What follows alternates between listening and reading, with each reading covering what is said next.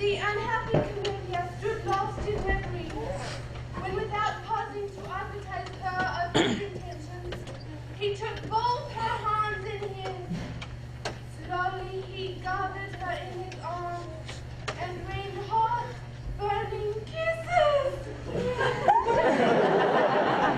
My eyes, mouth, nose, ears. Stop! Miss Susan, I am indeed surprised that you should bring such an amazing and delicate tale from the life. Mr. Willoughby, I deeply regret. If you please, dear. I thank you.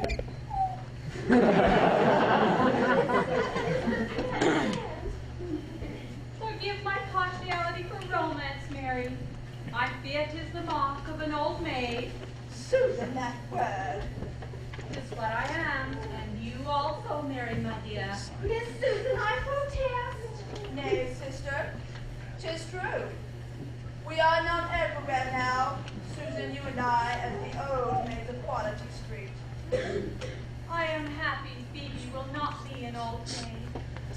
Do you refer, Miss Susan, to Mr. Brown? Phoebe of the ringlets, as he called her. Other females besides Miss Phoebe have ringlets. But you and Miss Henrietta have to employ papers, my dear. Phoebe never.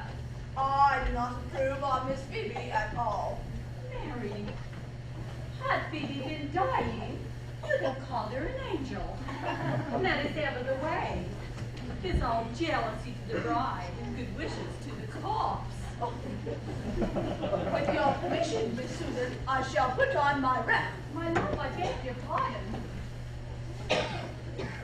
A bride, Miss Susan? Do you mean that Mr. Phoebe has declared?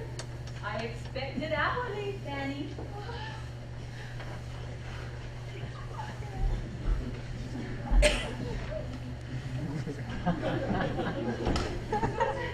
Susan! Baby, the carpet. No patterns. Careful. My dear, you are trembling. Susan, I have met a certain individual. You have put your hand to your heart. Did I? Oh, Susan!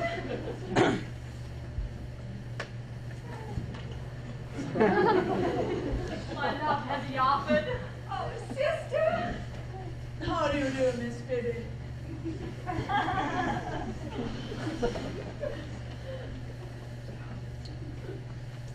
Susan, I have no wish to alarm you, but I am of opinion that there's a man in the house.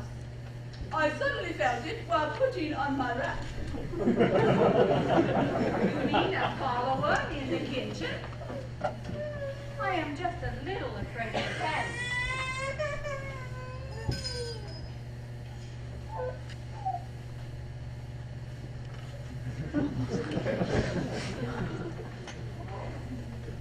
Daddy, we may not wish to hurt your feelings, but Are you implicating, Mom, that I have a follower? oh no, Patty. So be it. Thank you. I have told you a falsehood, and I am ashamed of myself. As well you might be, Mom. How dare you, woman? There is a man in the house. I can see it in your face. To the door with him. A glorious soldier to be as treated, Mom? To the door. And if he refuses? If he refuses, send him here to me. Lion Hawk is Phoebe. A soldier. I hope it may not be that impertinent recruiting side. I passed him in the street today. He closed one of his eyes at me.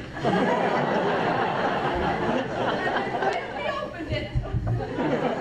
I knew what it meant. He does not come.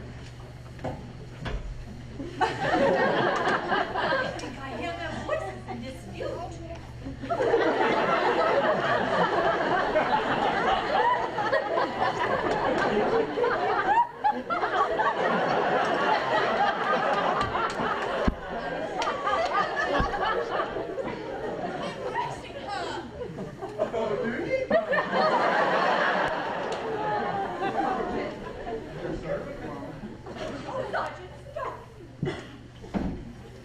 Sergeant,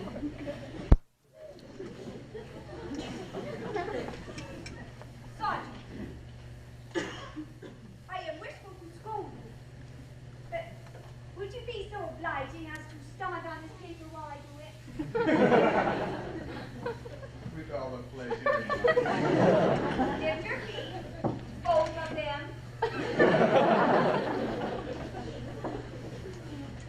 Sergeant, have you killed people? Dozens, Mom. Terrible. Dozens. The man of sin. Sir, have you ever seen a Vivandier? A what? A Vivandier. Oh, yes. I have sometimes wished there were Vivandiers in the British Army. Oh, sir, a shudder goes through me when I think of you out on the streets, enticing those poor young men. Well, if you were one of them, Mom, and death and glory were the call, you would take the shillings, Mom. Oh, no, not for that. For king and country, Mom? Yes, yes, for that. Not that it's all the fighting. It's the sack of captured towns.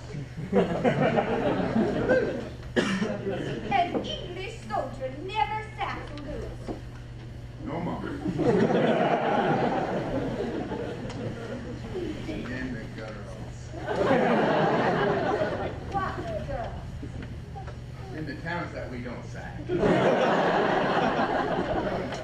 How they must hate the haughty consular. Oh, we're not so haughty as all that. And oh, of an evening, you should see us marching down.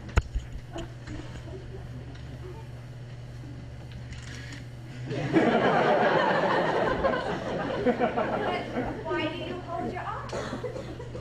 Just a military custom, Mom. Makes the Irish soldier love all over the world. I think I understand. Oh, Sergeant! I fear, Sergeant, you do not tell those poor young men the noble things I thought you told them. No, Mom. I must tell them what they're whistled to hear.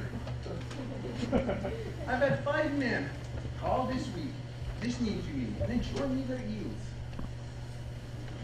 But by a grand stroke of luck, I haven't.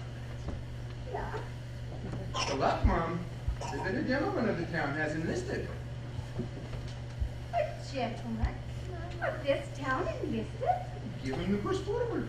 Sergeant who? No, Mom, can't tell. I've let it be a secret as yet. A gentleman. It's the most amazing, exciting thing. Oh, Sergeant, be so obliging. No, Mom, I can't. You must. You must.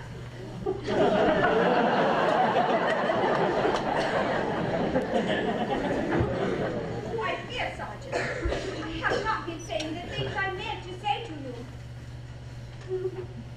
Would you excuse me turning you out of the house somewhat violently? Oh, I'm used to it, Mom. I won't really hurt you. Thank you, Mom.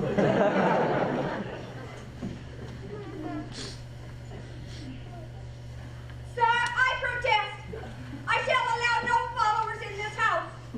Should I discover you in my kitchen again, I shall pitch you out, neck and crop. Go. Be gone, sir. Be gone.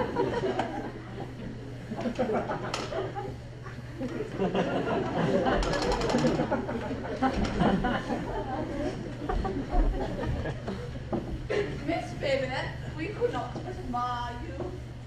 Lion-hearted baby. But the gentleman Ripley, who could it be? Yes, who?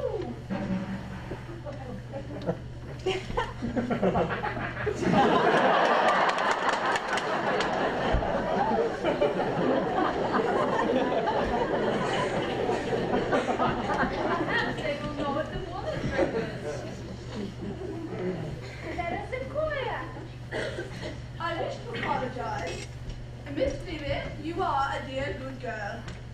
If I have made remarks about your Miss Susan, it was jealousy. Come, sister. Miss Phoebe, I wish you very happy. Happy. Miss Phoebe, I give you joy.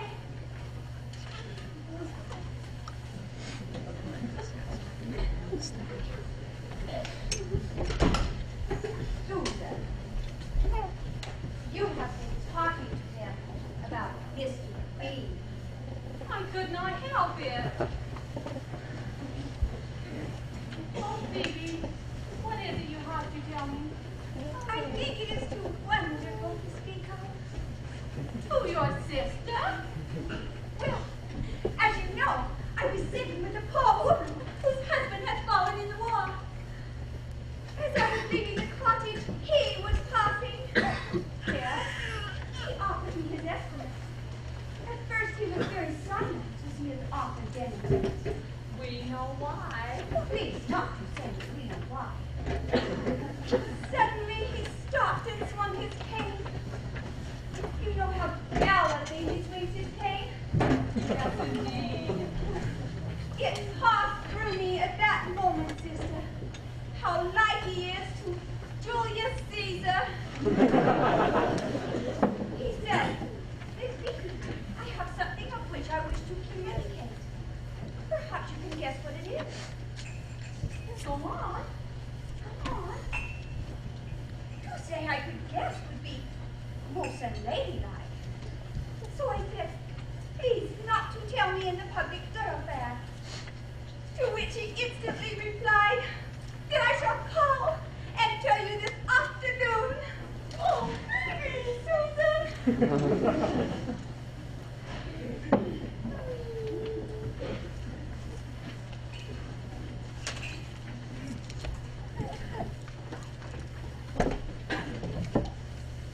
Did you meet with anyone while you were out today, Phoebe? Did I? Or did I? Yes, I met with Miss Barbara Meekham.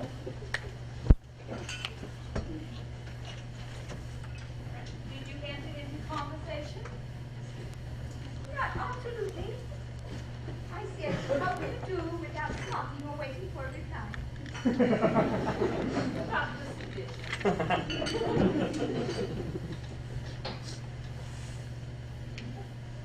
What, honey? You have brought 3 cups. I thought one of you might be having a follower.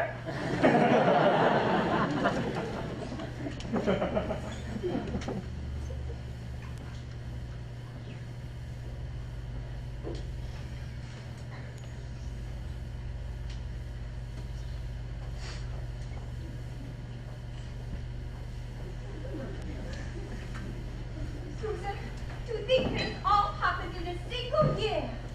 Such a genteel competency as he can offer. Such a desirable establishment. I was not thinking of that. I was thinking of our first meeting at Mrs. Fothingay's quadrille party. We were not even aware that our respected local physician had a new partner. Until he said, let me present my new partner, Mr. Valentine Brown.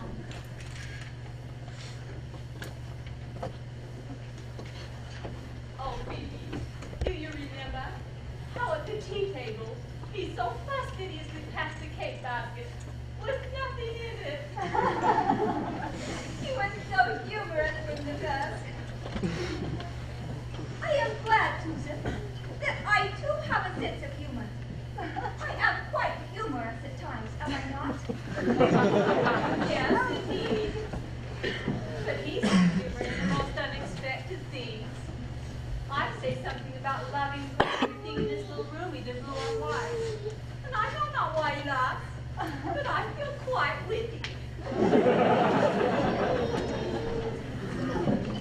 I hope he sees nothing odd or quaint about us.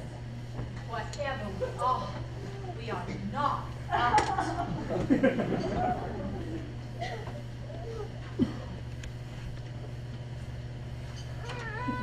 Speaking, I have a wedding gift for you. Well, yes. It has been recommended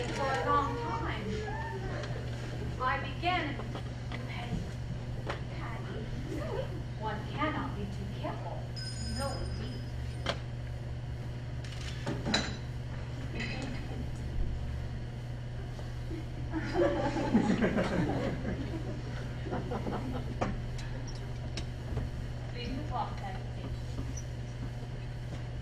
When you met with Miss Barbara Meekum today, Phoebe, was she accompanied by her little dog? Was she or was she not? No, I do not recall seeing the dog. She may have left it at home. Yes, and that would account for its absence.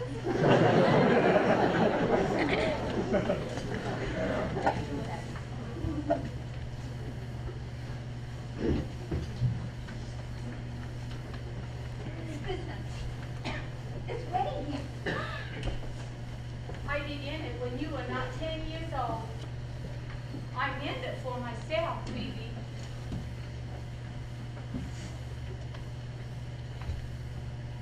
But I must have been too unattractive, my love. Sweetest, dearest. I always associated with the spring poplin I was wearing that summer, with the breadth of colored silk in it, being a naval officer. But something happened. A Cicely Pemberton. And they are quite big boys now. So long ago, Phoebe. He was tall, with brown eyes. It was foolish of me, but I was always so fond of sewing. With long, straight legs. Susan, what is it? It is a wedding gown, my love. Even plain women, Phoebe, when they're young, they have romantic ideas just as if they were pretty. Susan, you are very pretty. Your eyes. I have sometimes thought my eyes not wholly disagreeable. Your profile. Perhaps the right side of my face had a certain charm, but the left, He always said I'm a left, Phoebe. so the wedding gown was never used. Long before it was finished, I knew we would not offer. But I finished it anyway and put it away. I have always kept it hidden from you, Phoebe. But of late I have taken it out and altered it.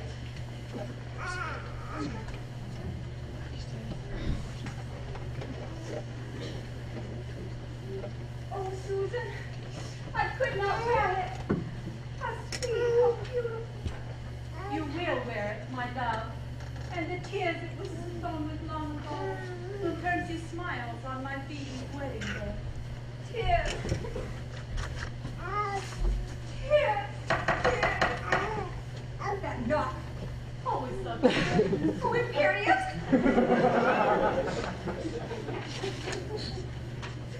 Susan, I think he kissed me once. You think? I know he did.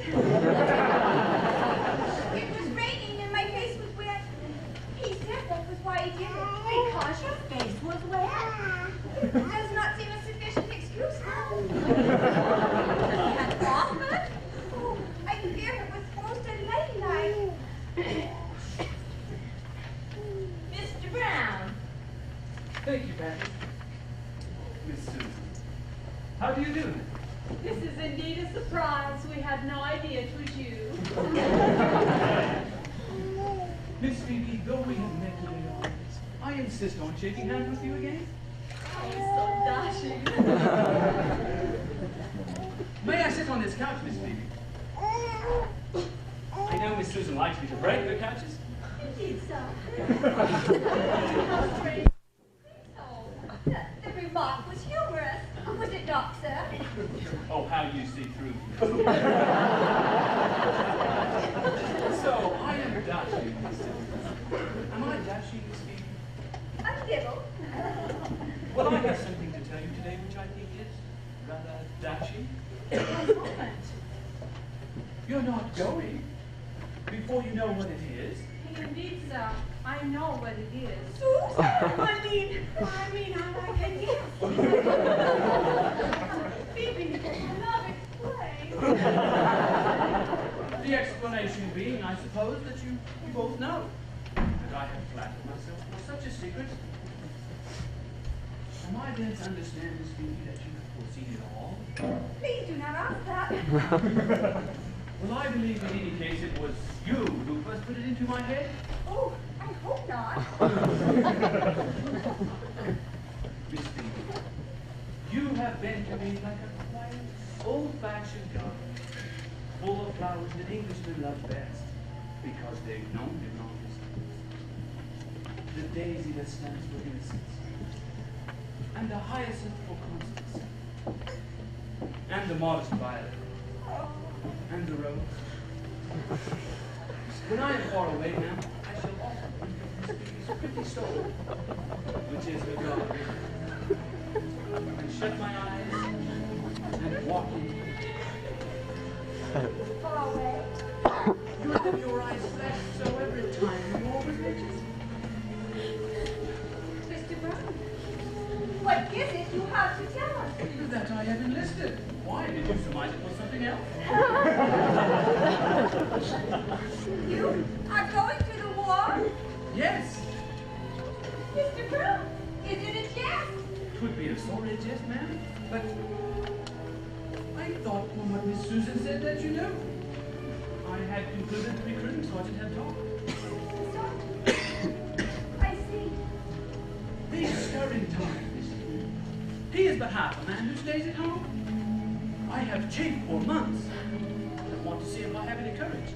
And as to be an army surgeon does not appeal to me. It was enlist or remain behind. Today I found there were 5 waverers. I asked them, would they take the shilling if I took it?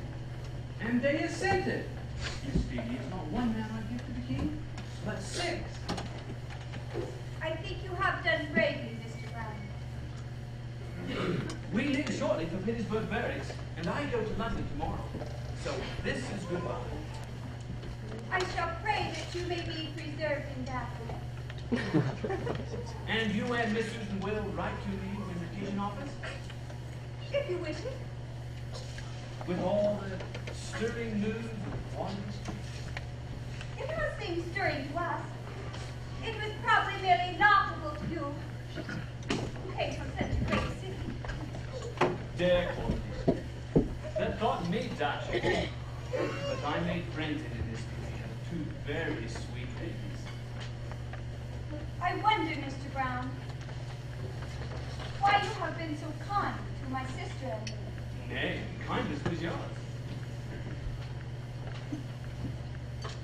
If at first Miss Susan amused me, to see her on her knees decorating the little legs of the couch with frills, as if she were a child.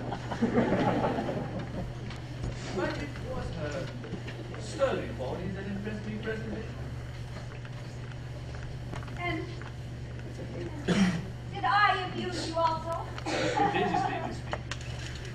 Those other ladies, they were always scolding you. Your youth was shocked. I believe they thought you dashing. I fear perhaps I have been too dashing. Oh, you delicious Miss Phoebe. You were too quiet. I felt sorry that one so sweet and young should live so gray a life. Have you? Vicky, you seem so calm. Susan, what Mr. Brown has come to tell us is not what we expected. Not that at all. Susan, he is the gentleman who has enlisted.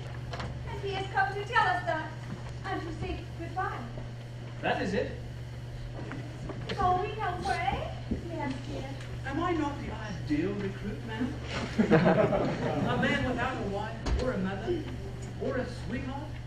No, sweetheart. Have you one for me, Miss Susan?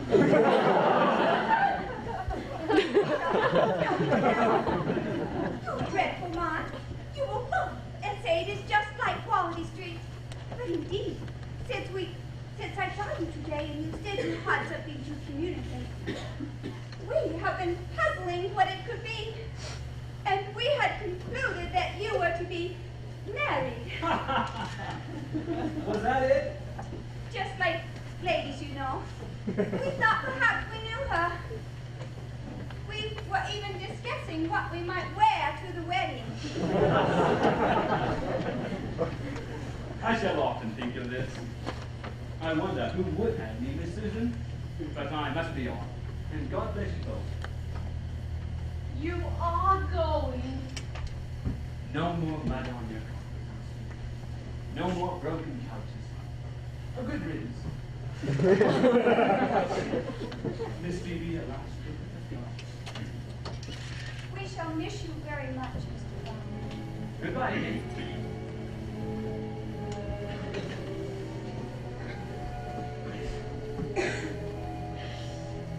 This little blue and white room and its dear inmates, may they be unchanged if I win on.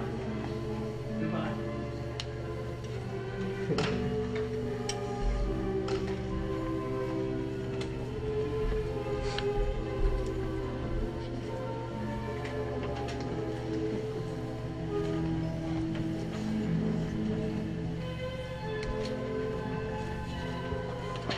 Smile, Susan.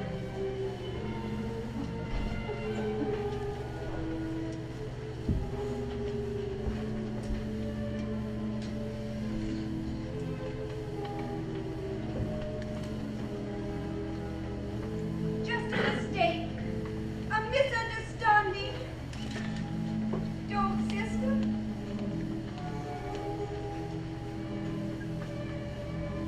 We can live it down. He is a fiend in human form. Nay, sister. You hurt me. He is a brave gentleman. There were other gentlemen, Phoebe, that were attracted by you. You turned from them. I did not want them. They will come again, and others. No, sister.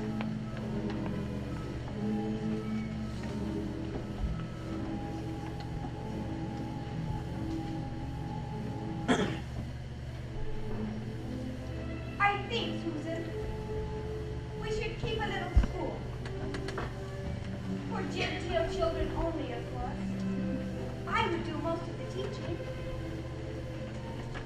You, Phoebe of the Ringlets, and in your schoolmistress, everyone would laugh. I would hide the ringlets under a cot like yours. And I would try to be stained to grow old quickly. It will not be too hard to me. Phoebe, you are young. Someone else will come along. Never speak to me of love again. I let him kiss me. You could not prevent him. Yes, I could. I know I could now. I wanted him to do it. Perhaps he saw I wanted it and did it to please me. But I gave it to him. Indeed, I did with all my love. But he did not love me. And I let him kiss me. Oh, sister. I could bear all the rest, but I have been unladylike.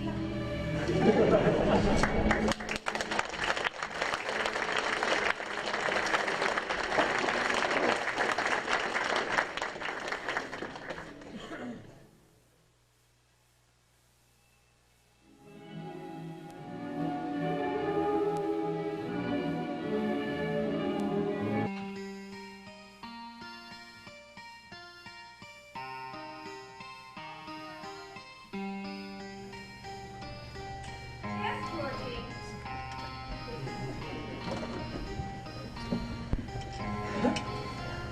Very good. Your line straight.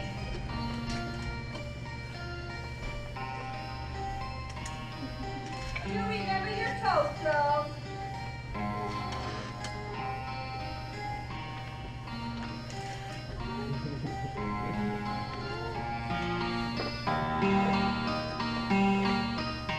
Very good.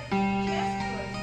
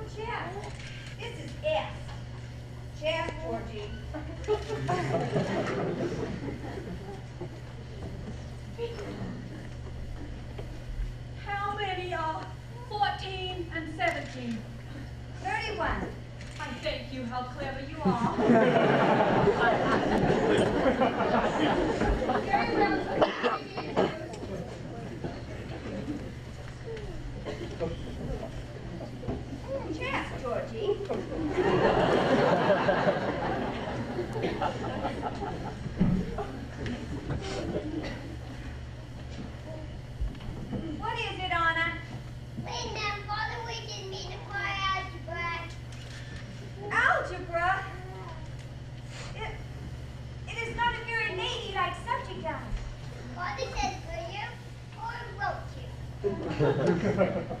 You are thin, my dear. It will make you thinner. Father says I'm thin but wiry. Yes, you are very wiry. Father says I ain't the Clark as for going to father's establishment. Very well. I shall do my best. You may be excused.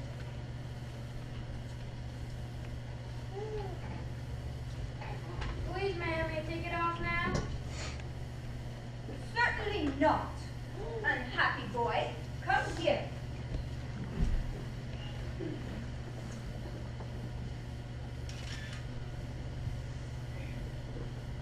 Arthur, are you ashamed of yourself? No, ma'am. Arthur Wellesley Thompson, fetch me the implement.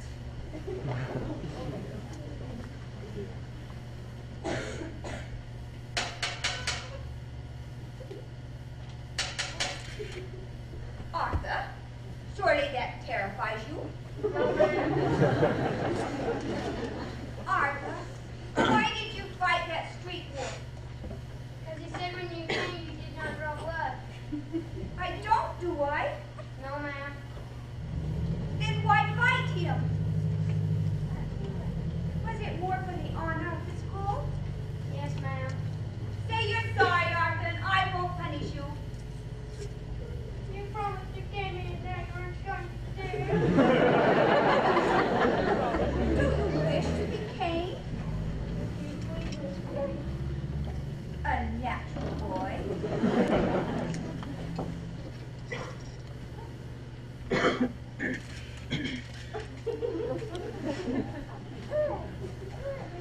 Poor dear boy. Man, you'll never be able to cane to hold it like that. Hold it like this and give a wriggle like that.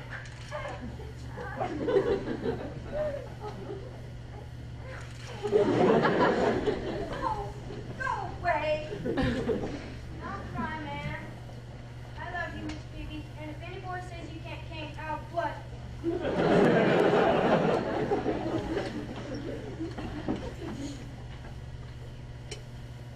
Run along. Phoebe, if a herring and a half costs 3 huffins, how many for 11 pence? 11. William Smith says it is 15. He is such a big boy, Phoebe. And I ought to contradict him. Can't we just say there's a difference of opinion?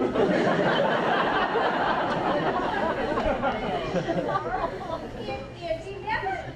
I once worked it out with real earrings. Susan, we mustn't let the big boys know we're afraid of them. To awe them, you must stamp with your foot, speak in a ferocious voice, and look them unflinchingly in the face.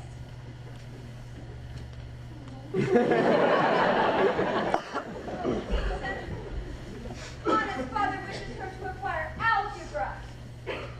What is algebra exactly? Is it those 3-cornered little things? It's x minus y equals z plus y and things like that. And all the time you're saying they're equal. In your heart you say, why should they be?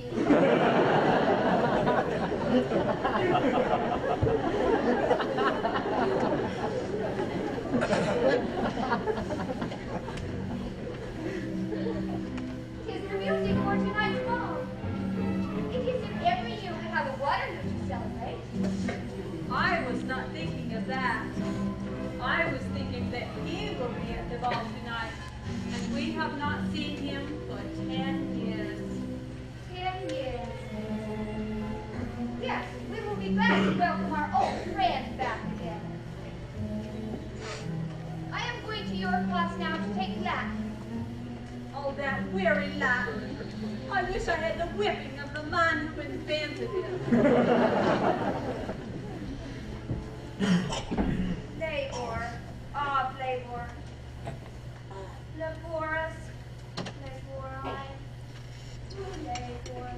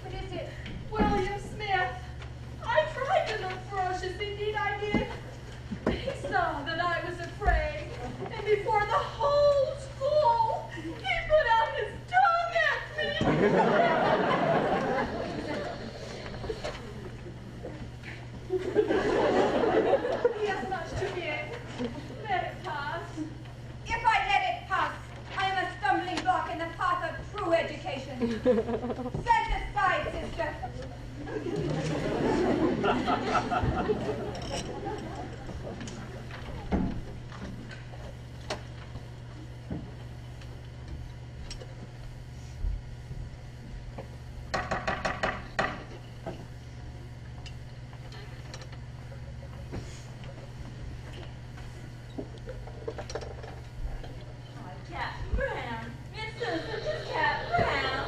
Reports himself home again. You call this home? Miss Susan. Miss Susan. When the other men talk to their homes, Miss Susan, I talk of this room, maps, desks, but still the same dead room. I've often dreamt, Miss Susan, I came to it in muddy shoes. Oh, I have not, you know. Miss Susan, I rejoice to find no change in you. And Miss Phoebe of the ringlets, I hope there be as little change in her. Oh, sir, you need not expect to see her. She is not here. My vow spoils all my homecoming.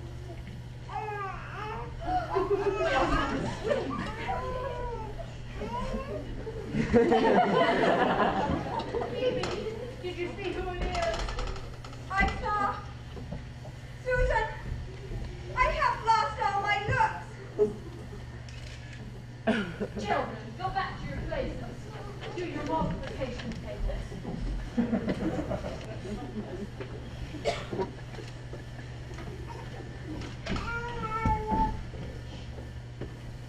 A young reprobate man, but I sent him on his way home.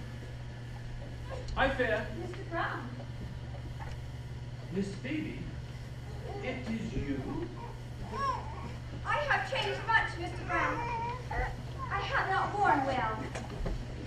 We are both older, Miss Phoebe.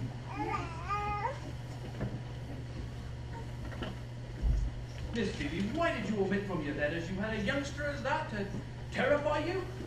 He is the only one. The rest are little dears, and this is the last day of the term. But you look so tired. I have the headache today. I came here in such high spirits, Miss Phoebe. The change in me depresses you. I was in hopes that you and Miss Susan would be going to the ball. I had brought cards with me for you to make sure. But, But now you see my dancing days are done. no. But you will find many charming partners at the ball.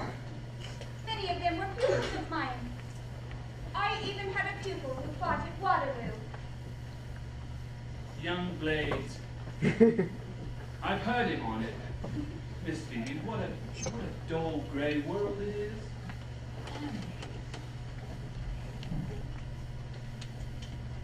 That's all. Gentlemen salute, ladies curtsy to the gallant Captain Brown.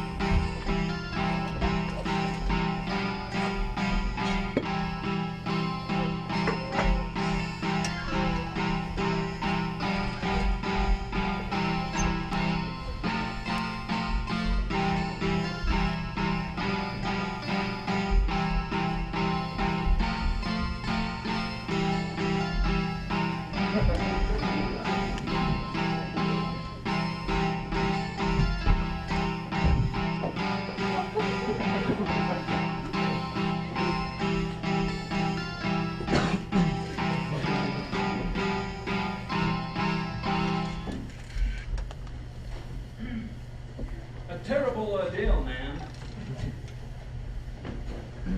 Miss Phoebe, I think I would be well advised to steal away now, lest they return in added numbers.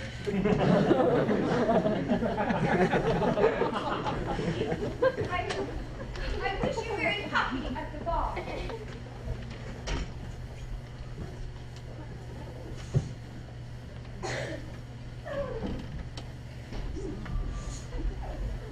Miss Susan, what a shame it is. Yes, it is a shame. Brave Captain Brown. Man, how much more brave are the ladies who keep the school.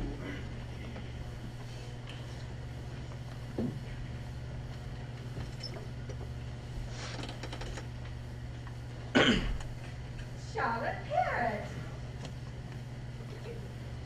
No, but I did not know you had company. This Captain Brown, Charlotte Parrott. The heroic Brown. Now, that's no man, the other one. Miss Susan, do you see who accompanies me?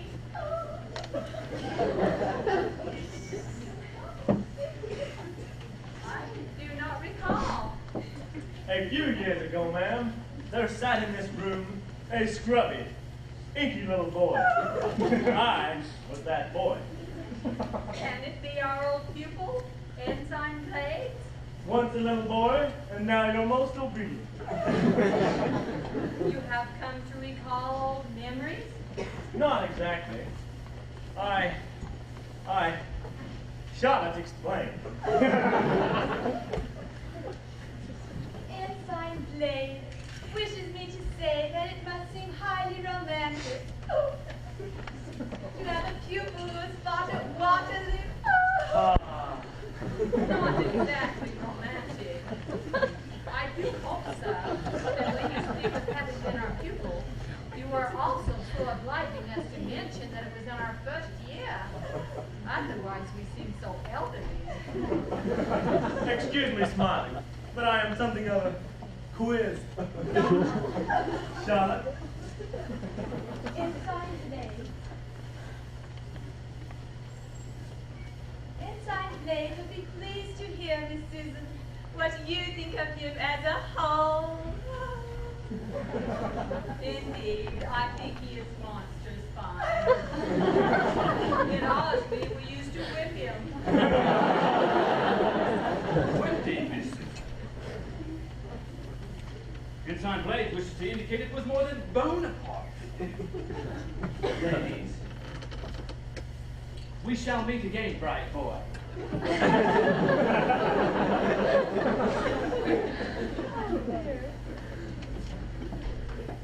do you think he was quizzing me?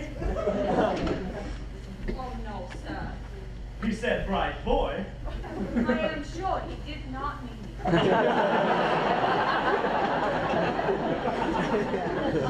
Yes, it's good to see you. You look delicious, my dear. So young and fresh. Law, do you think so? Miss Stevens, you're most obedient. Ensign Blades. But how kind of you to revisit the old school. Ensign Blades has a favor to ask of you. I learned that Captain Brown has obtained a card for you for the ball. I am here to solicit for the honor of standing up with you. Susan, he does not think me too old. Sir,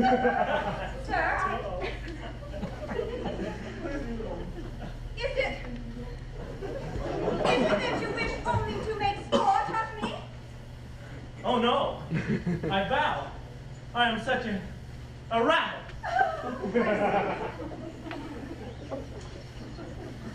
I am sorry to deprive you of a little entertainment, but I shall not be going to the ball. Ensign Blades, I bid you adieu. If I have hurt Miss Phoebe's feelings, I beg to apologize. If you have hurt them, oh, sir, how can anyone be as silly as you seem to be? Charlotte, explain.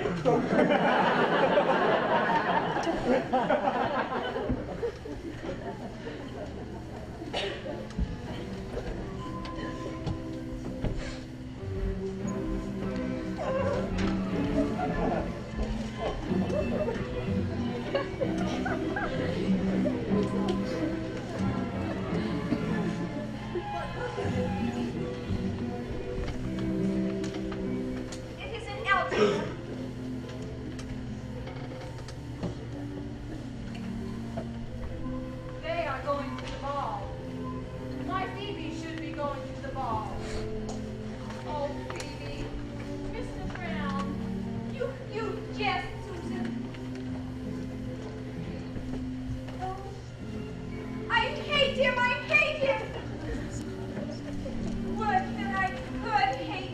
He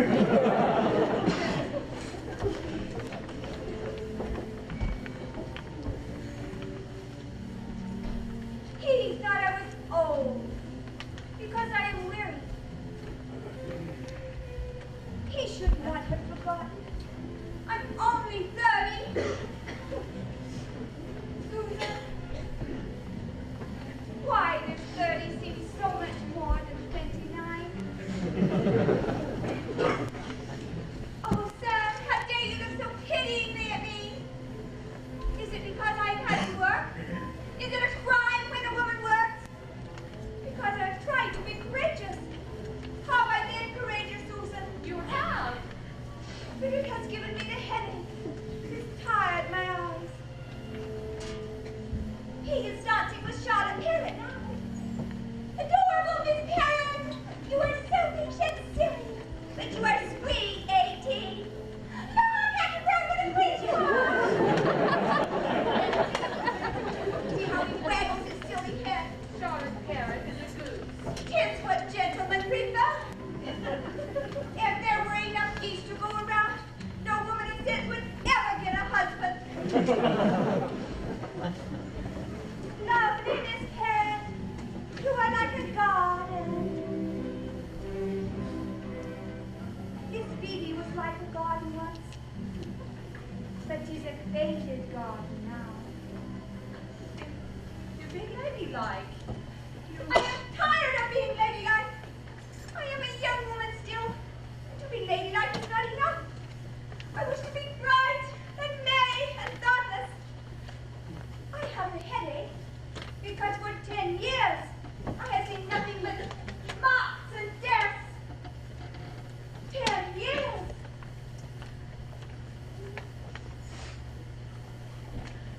10 years ago, Susan, I went to bed a young girl, and I awoke with this cup on my head. It is not fair. This is not me, Susan. This is some other person. I want to be myself. Oh, Phoebe, Phoebe, you have always been so patient. Oh, not always. If you knew how I rebelled at times, you would turn from me in horror. Phoebe,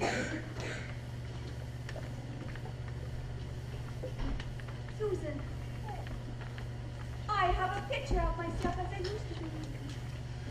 I sometimes take it out and look at it. I sometimes kiss it and say, poor girl, they have all forgotten me. But I remember. I do not recall it. I have it locked away in my room.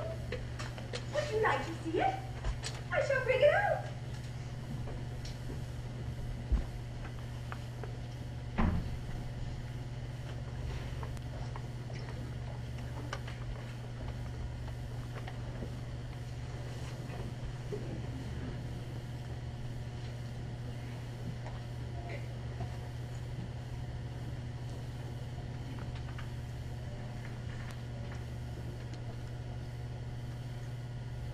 Your poor eyes, reading without a lamp. Think shame, Miss Susan. Patty, I will not.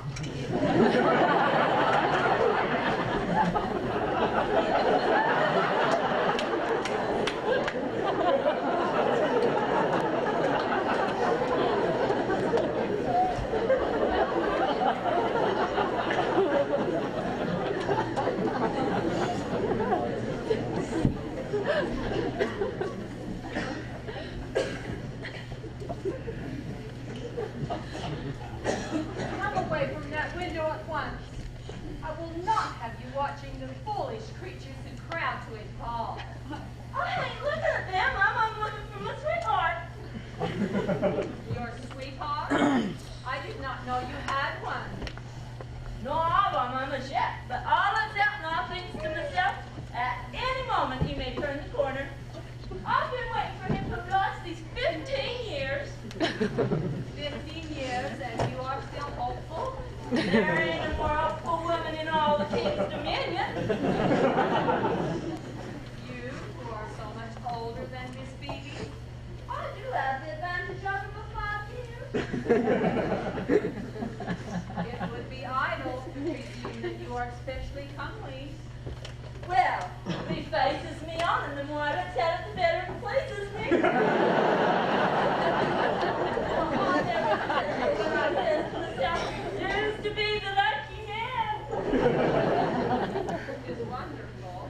Will be a great year for ladies, Mum. Think how many of the men marched away struck to the wars will come back reflecting that a gentle lady's more desirable than glory. And who's to teach them that they're out of class? You, Mum, or me? Or Miss Phoebe? The pretty thing that she was. Do you remember, Patty?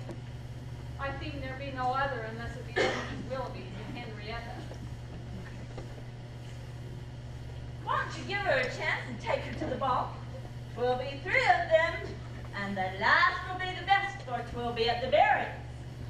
There will be the packing of you into it by gallant squires, and yet packing another deviltry, Patty.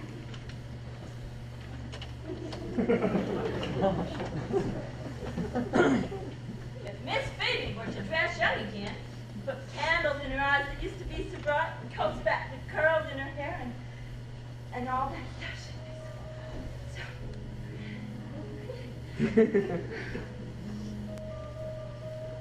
so Susan, this is the picture of myself as I used to be. When I take out and look at it, this is the girl who kisses herself in the glass and sings and dances with glee until I put her away again, frightened lest you should hear her. Oh, Phoebe, perhaps I should have done it, but it is so easy. I have but to put on the old wedding gown and tumble my curls out of the cap. Sister, all my has changed. Is he still there? You almost frightened me. Susan, the music is calling to us. We will have a little waterloo of our own. One dance to Phoebe of the ringlets, and then I will put her away and never look at her again. May I have the honor? Yea, then I shall dance alone. Miss Phoebe! Miss Phoebe! Not Miss Phoebe, Patty. I am not myself tonight. I am, let me see, I am my niece. Miss Susan, Miss Captain Brown. Oh, Phoebe. Stop, Phoebe. Phoebe, stop. No, I think you ought to see her. I think you ought to see her.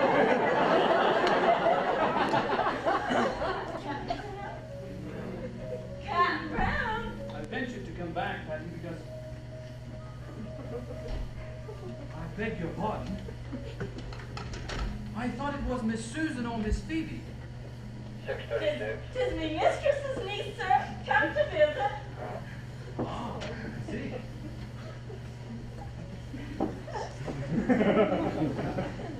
Patty, I obtained this at the apothecary's for Miss Phoebe's headache. It should be taken at once. Miss Phoebe's lying down, sir. Is she asleep? No, sir, I think she's wide awake. That Miss Susan. Patty, take it to Aunt Phoebe at once. Yes, ma'am.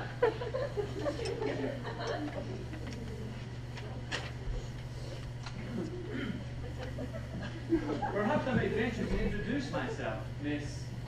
Libby, sir.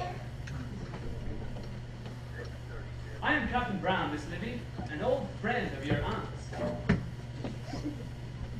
I have often heard you speak of a dashing Mr. Brown. But I think, sir, you cannot be the same. Why not? I ask your pardon. I thought for sure you must be related.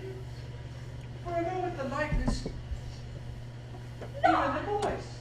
You say I am like Aunt Phoebe.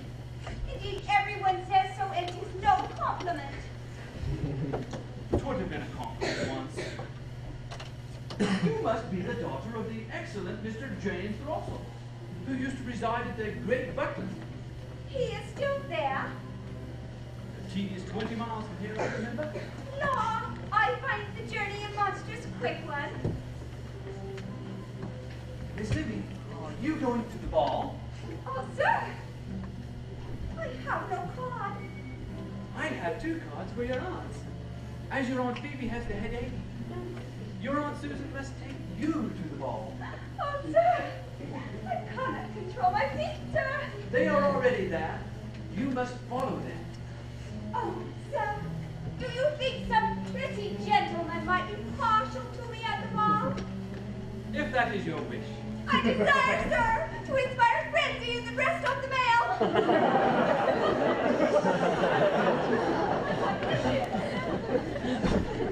Miss Susan, I have ventured to introduce myself to your charming niece. Do not be angry with your Nibby, Aunt Susan. Your Nibby?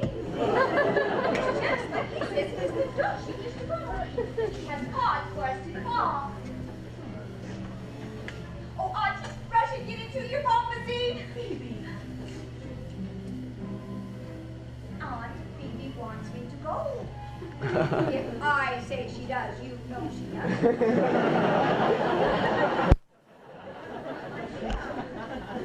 Auntie, why do you talk so much?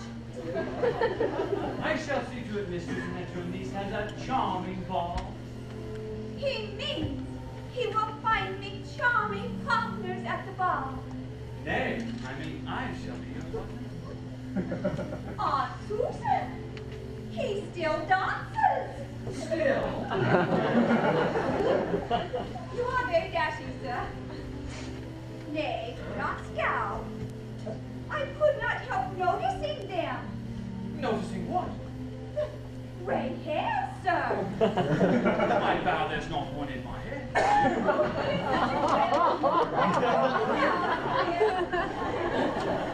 Then, ma'am, I shall do nothing but quiz you at the ball. Miss Susan, I there. Oh, sir, just wait her. Nay, I entreat. I do not see.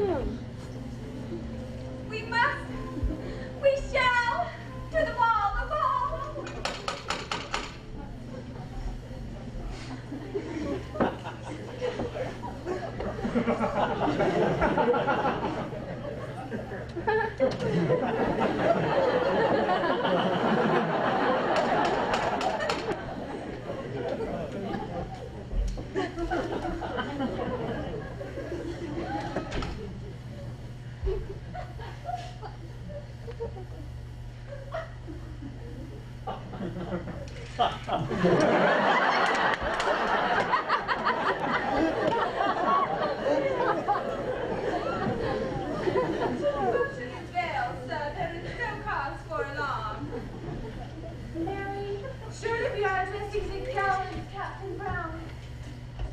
It is the Mrs. Willoughby and Miss Henrietta.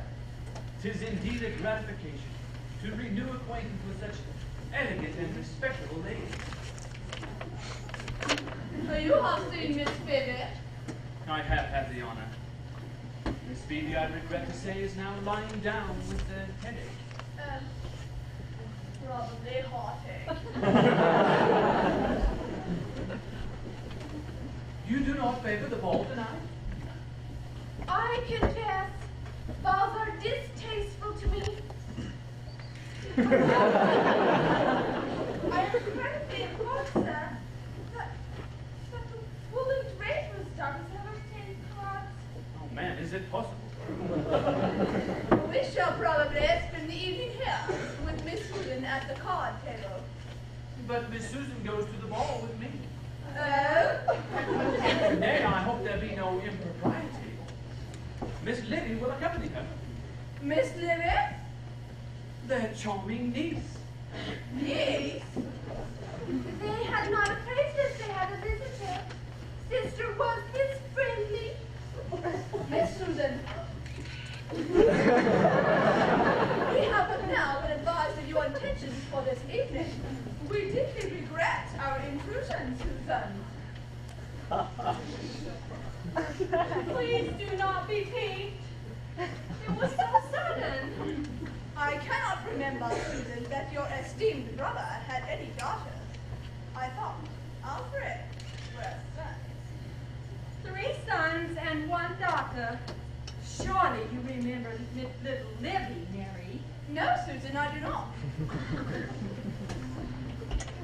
Pray excuse me a moment. I feel Livy needs me. We are not to see her? Perhaps tomorrow, another time. Pray rest a moment, Henrietta, before you depart. Ah, here is Miss Livy.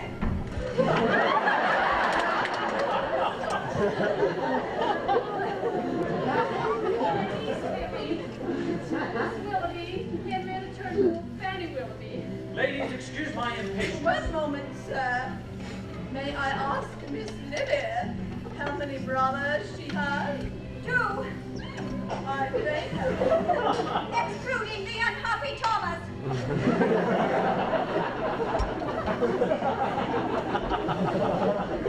We never mentioned Mom.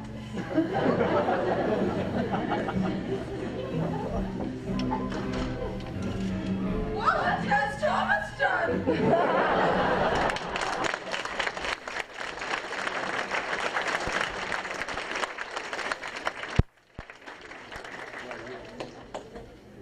We have a short commercial there for the intermission. Later on in the play, you'll see Miss Susan eating some arrowroot cake. We've got some arrowroot cake and hot mint tea down the hall. And so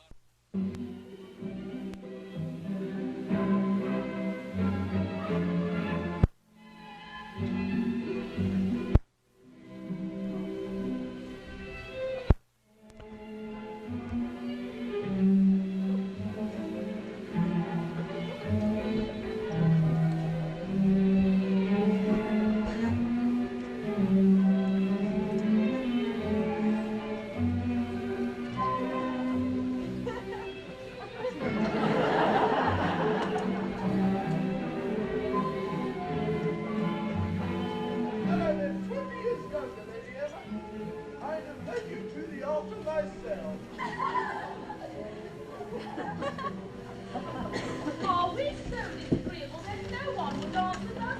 Miss Susan, it is infamous to have eyes for flowers at your horrid meats. Miss Libby has taken Ensign Blade from me. If Miss Phoebe were here, I'm sure she would not allow her pupil to be solely collected. How do you do, monsieur? Nay, ma'am, how do you do?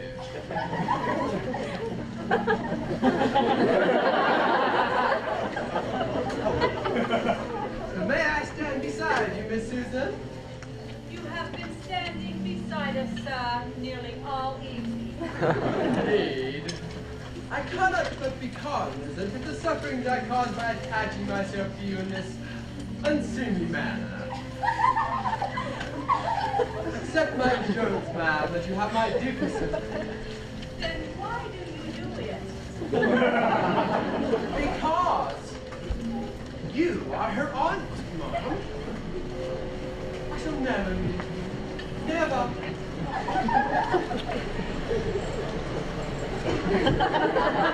It is a scheme of mine by which I am in hopes to soften her heart. I am not clever, ladies, and therefore I had to invent an easy scheme.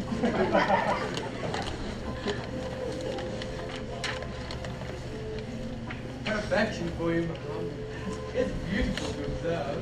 And if she could be persuaded that I seek her hand, from a passionate desire to have you for my Aunt Susan. Do you perceive anything hopeful in my scheme, ma'am? No, sir, I do not. Ensign Blade, I have not danced with you once this evening. Nor I with you, Charlotte. Miss Susan, may I solicit of you? Is Captain Brown Miss Libby's guardian? Is he affianced to her? No, sir. Then by what right does he interfere? Your elegant niece had consented to accompany me to the shrubbery. To look at the moon. The moon? That lark. And now he forbids it. 'Tis infamous. But you make me wonder from here, monsieur. I believe not, ma'am. But if happy Captain Brown forbade her. Was only because he is to conduct her to the shrubbery himself. If you say no, in that manner, very annoying.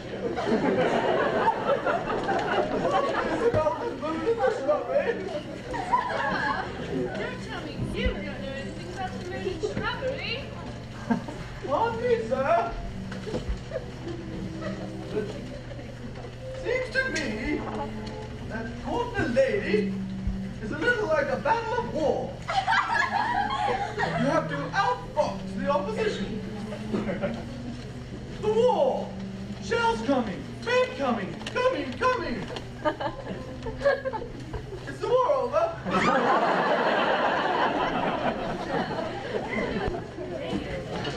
Oh yes, what is? The other war. 99 in Syria. Here, I'm here. Oh, the pain. The little general. How he struts.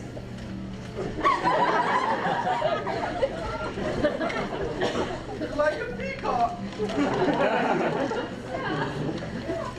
shrubbery. The moon. The moon? Oh yes. You want to go out in the shrubbery and look at the moon. I mean, Miss Lily. Miss Lily?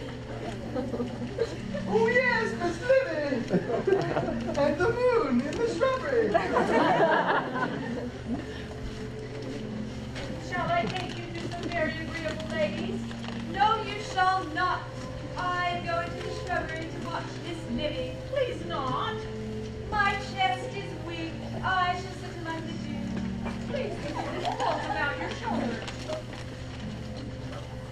Charlotte, you terrify me.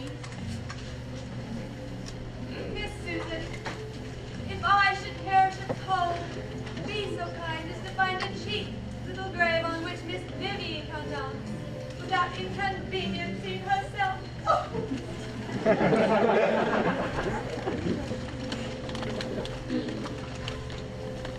Oh! Rejected! Rejected! I shall retreat!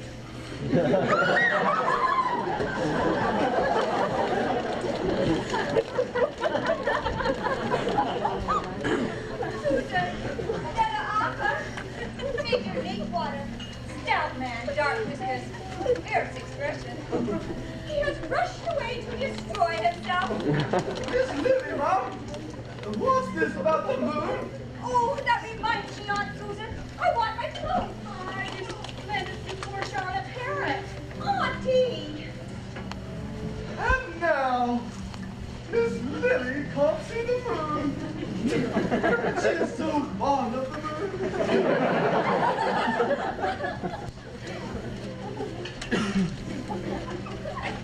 Am I to understand, sir, that you are intimating disparagement of the moon? A certain lady has been so graciously pleased to signify approval of that orb. Any slight cast upon the moon, sir, I shall regard as a personal affront. Wrong with you, sir. Hoity-toity. Stand back, everyone. Stand back, everyone. Please to go away. Dickie, tell them I am a physician and put them out. Oh, fetch water, someone. I beg your pardon. Oh, nay, Miss Susan, it is useless calling for Miss Phoebe. Oh, it is all my fault. I should not have permitted her to dance for water. Oh, it's time! What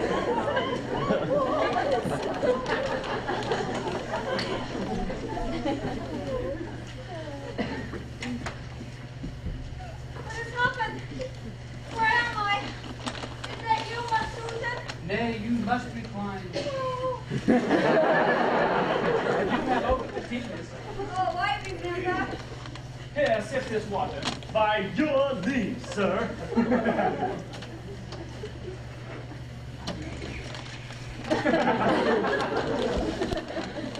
Miss Susan, I believe she is in restored looks already. Yes, I feel much better. If you could leave me now with my aunt, my excellent aunt. Be off with you, apple cheeks. I will suffer no reference to my complexion. And if I mistake not, sir, this charming lady was addressing you. Please go, both of you. I shall return, Miss Lily. You must recline. That is quite unnecessary.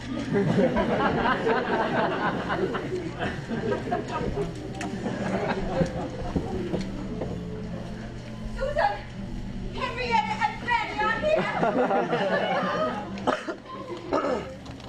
Suddenly my eyes light bit upon them, and once I slipped to the ground. You think they did not see you? I'm sure of it. They stopped in the shrubbery to touch me, and they raised and it turned and seemed to be going towards the shrubbery.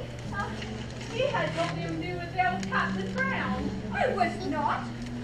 I was only waiting till Charlotte returned with my clothes. Oh, Susan, I'm sure they suspect.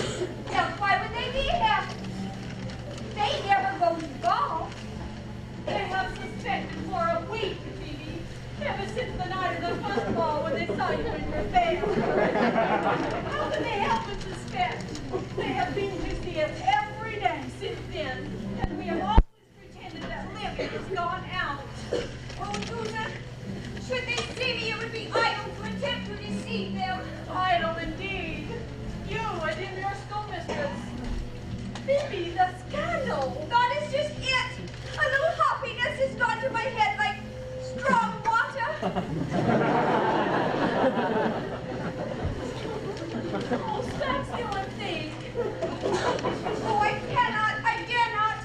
Oh, Susan, if they see me, we need not open the school again. Oh, sister, I know not what I am saying, but you know who it is that has turned me into this wild creature. Valentine Brown. How could you weary of Phoebe and turn from her with you make me old. You become enamored in a night of a thing like this? Yes, indeed. Yet he has been kind to us. He has been to see us several times lately. In the hope that he would see her. Was he not most silent and gloomy when we always said she had gone out? He was infatuate. Sister, you are not partial to him still. No, Susan. I did love him all those years, though I never spoke of it to you. I never had any hope. But I love to think of him as a noble man. But he is not a noble man, and Livy found it out in an hour. The gallant. I flirted with him, that I might enjoy his fury. Susan, there has been a declaration in his eyes all tonight. And when he cries, "Adorable Miss Livy, be mine," I need to answer with a, "La, how ridiculous you are! You're much too old. I have been but quizzing you, sir." Phoebe, how can you be so small? He is unworthy of my love. That's how I can be so cruel. Now my triumph must be denied me, for we must rush away home before Henrietta and Fanny see us. And tomorrow we must say that Livy has gone to her father, for I dare keep up this deception no longer. Come, sister.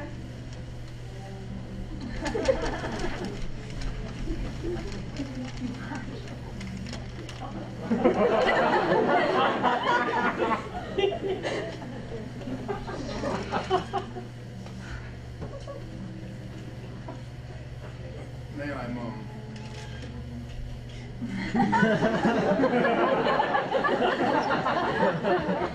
Glory faith, it ain't the recruit, Sergeant. Blessed be so. Can it really be? Tell me. I'll think of the name in a moment.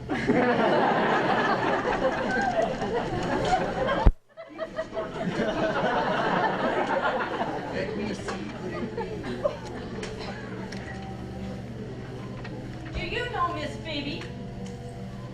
Phoebe, that's right. Well, how are Miss Phoebe, where is she? Well, now, my little turtledout, we can't go back in there without a card, you know. Well, you go on in and tell Miss Phoebe that Miss Henrietta and Miss Fanny are coming over. They want to see Miss Libby, so she better go home at once. Ooh, Miss Libby. No, Miss Phoebe, there ain't no Miss Libby. But you just told me they're coming over to see Miss Libby. They think that Miss Phoebe is Miss Libby. How could they possibly think that? Because she is. Who is? Miss Libby. Oh.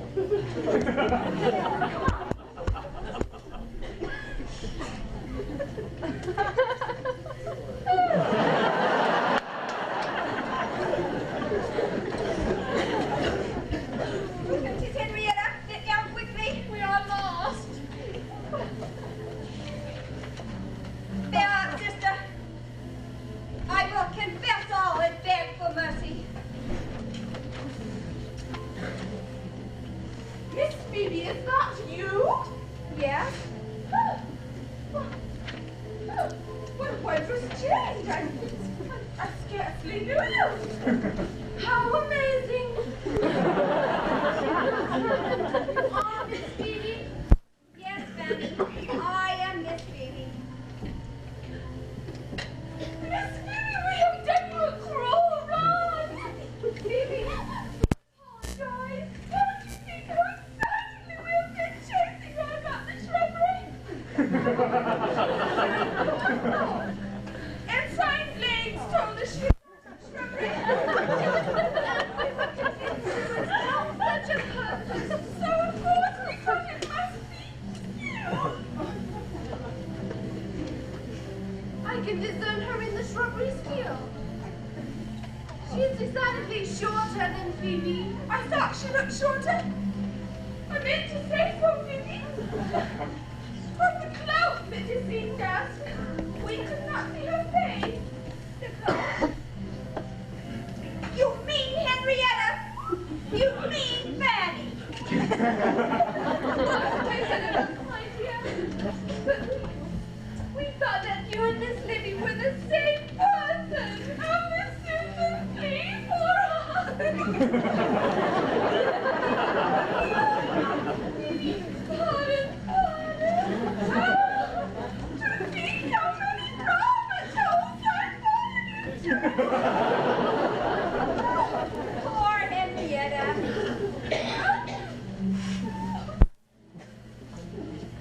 Phoebe, you look so pretty.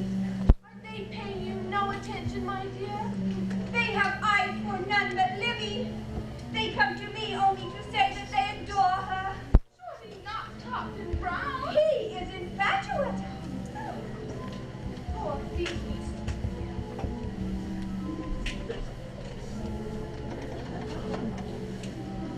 Mr. Blaze, I was just saying, if I were a gentleman, I would pay my addresses to Miss Phoebe, much rather than her niece.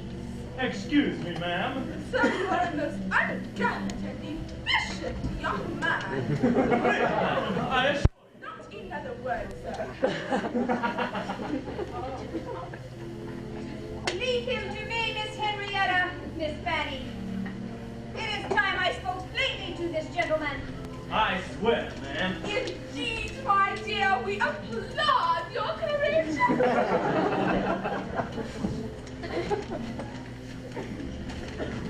What I have to say had best be said to him alone.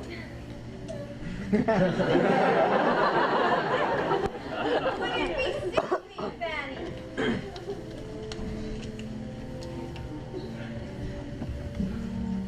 Company.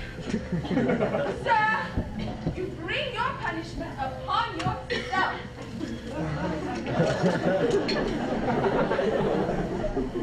Punishment, Miss Libby? Are you angry with me, Miss Libby? Oh, no, sir.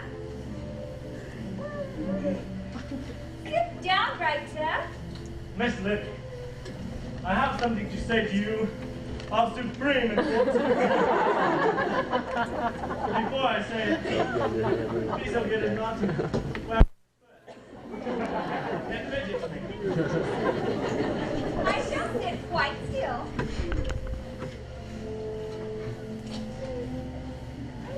With regard to my complexion, I am aware, Miss Livy, that my complexion has often retained a too youthful bloom. My brother officers often comment upon it with a certain lack of generosity. Might I inquire, Miss Livy, whether you regard my complexion a subject for light talk? Oh, no, sir. I only wish I had it. Miss Livy, ma'am, you may have it. It is my dance, Miss Livy, not inside Blade. Leave us, sir. His affection is not as deep as mine. He is a light and shallow man. Oh, you are both light and shallow natures. Both, ma'am. Oh, 'tis the likes of you, with your foolish flirting ways, that confuse the minds of ladies and try to make us as foolish as yourselves. Now. Oh, I did not mean to hurt you. You are so like little boys in a school. Do be good and sit here. I know you are very brave. Ah. And when you return from the wars, it must be so pleasant to flirt with the ladies again. Ma'am. As soon as you see a lady in the petticoats, you cannot help saying you love her. Ah. 'Tis our notion to us. You feel compelled to say you love us simply because you are so deficient in conversation. Charming, Miss Livy. Oh, go away! Go away, both of you. I tire of you exceedingly. And read improving books.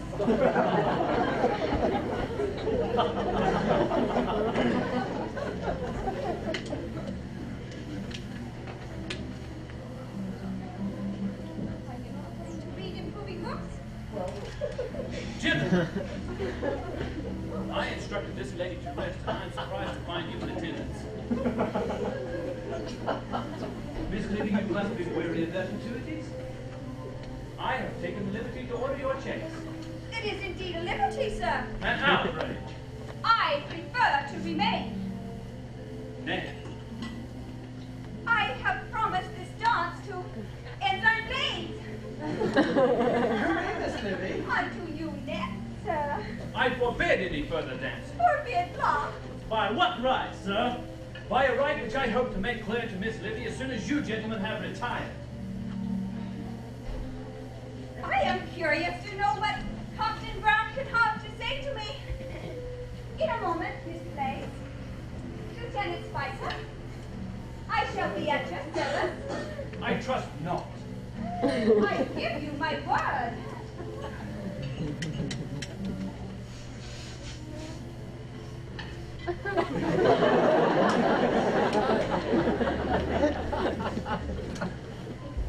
You are an amazing pretty girl, ma'am. But you are a shocking flirt. Ah, It has somewhat upset me to watch them go down before you. But I know you have a kind heart. And that if there be a dagger in your one hand, there is a handkerchief in the other ready to staunch their wounds. I have not noticed that they have bled much. Blade, I know. But one may, perhaps. Perhaps I should wish to see him bleed. Miss Livy, for shame. I speak, man, in the interest of the man in whom I hope to see you at the arts. And who is this happy man? As to whom he is, I have no notion. Nor am I sure have you. Else you would be more guarded in your conduct. But someday, Miss Livy, the right man will come. Not to be able to tell more, would it not be hard? And how were you acquainted with this poor sport? His face would change, ma'am, as you told him what? And your face would be a false face, too, until it was told. This is what I've been so desirous to say to you, by the right of a friend. I see. It has been hard for me to say, and I have done it bunglingly. But believe me, Miss Livy, it's not the flaunting flower men love. It is the modest violet. The modest violet? You dare to say that? Yes, indeed. And when you are aware of what love really is, Love? What do you know of love? why, ma'am, I know all about it. I am in love, Miss Livy, I wish you very happy. with a lady who was once very like you. Not. Oh no. I had not meant to speak of it. But why should not I? It will be a fine lesson to you, Miss Livy. Ma'am, it is your Aunt Phoebe whom I love. You do not mean that. Most ardently. How dare you make sport of her, sir? Is it sport to wish that she may be my wife? Your wife? If I could win her. Do you really mean Phoebe? Tired, unattractive Phoebe? That woman whose girlhood is gone? Nay, impossible. Phoebe of the fascinating, playful ways, whose ringlets, ma'am, were once as pretty as yours. I have visited her in her home several times this week. You were always out. I thank you for that. I was alone with her, and her fragrant memories of her. Memories. Yes. That is the girl you love. The bright girl of the past. Not the schoolmistress in her old maid's cap. There you wrong me. For I have found for myself that the schoolmistress in her old maid's cap is the noblest Miss Phoebe I know. I remember when I enlisted, I compared her to a garden. I've often thought of that. 'Tis an old garden now. The paths, ma'am, are better shaded. The flowers have grown old-fashioned. They smell the sweet. But tell me, Miss Livy, do you think there's any hope for me?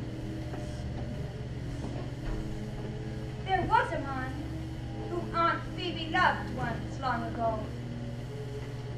He did not love her. She let him kiss her once. If Miss Phoebe permitted him to do that. She thought he loved her. Do you think that makes her actions less blamable? It has pained her so since. How like Miss Phoebe. But that man was a knave.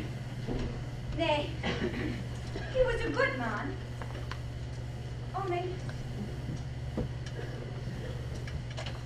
Only a little inconsiderate.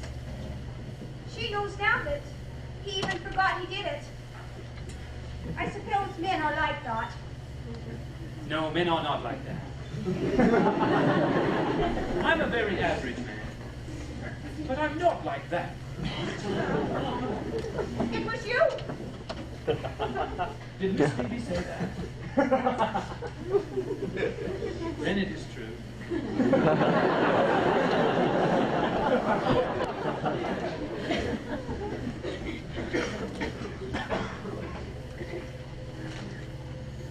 It was rainy and her face was wet.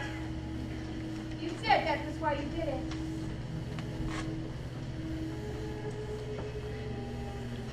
I had quite forgotten. But she remembers. And how often do you think that shameful memory has made her face wet since? The face you loved, Captain Brown, you were the first to give it pain. I vow, Miss Livy, I shall make it all up to her. With your help. With my help? I have not helped. I have tried to spoil it all. To spoil it? Oh, you mean you sought to flirt even with me? Oh, I knew you did. But that is nothing. Oh, sir, if you could forgive it. I do. And forget these hateful balls. Hateful? Nay, I shall never call them that. They've done me too great a service. It was at the balls that I fell in love, Mrs. Phoebe. What can you mean? Sir, tell me, please. Yes, it is odd.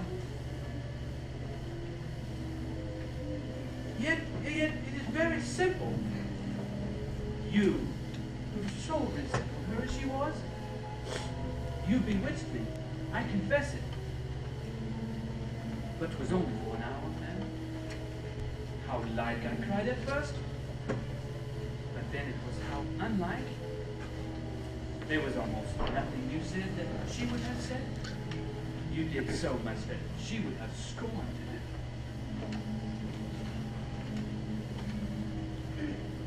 Proceed, sir.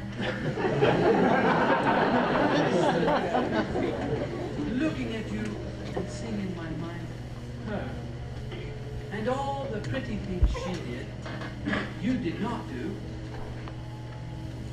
That is how I fell in love with Miss Phoebe. At the balls.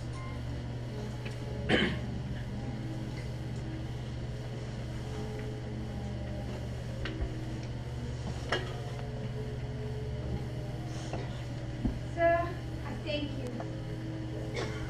But tell me, Miss Libby,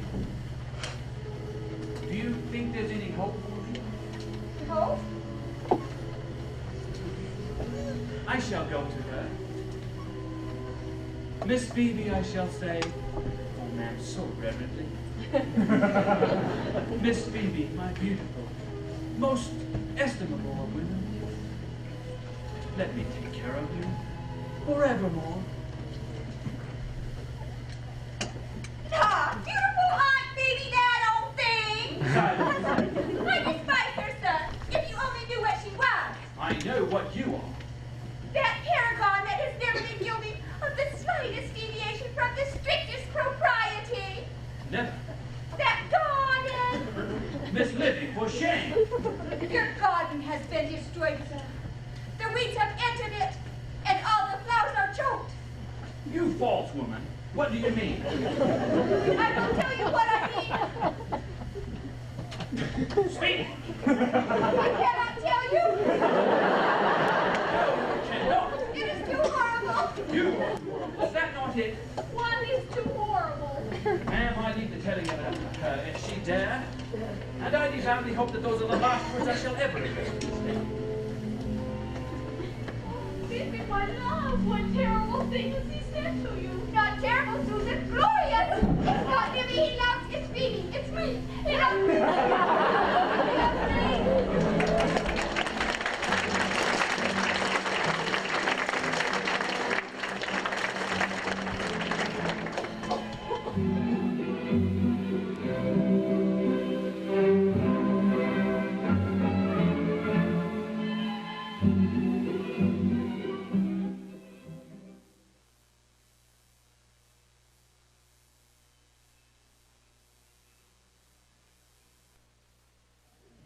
You a frying mutton chop? For you, my dove. It's man bought the details, but it's still the best breed. What you talking about?